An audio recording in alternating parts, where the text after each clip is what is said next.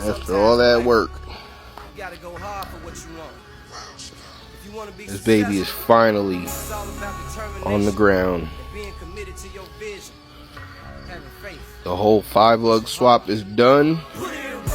Still needs an alignment. Haven't got it to the alignment shop yet, but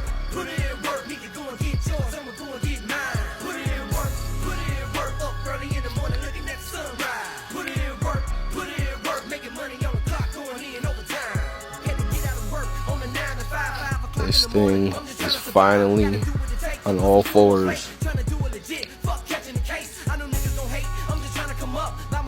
From what it started to this,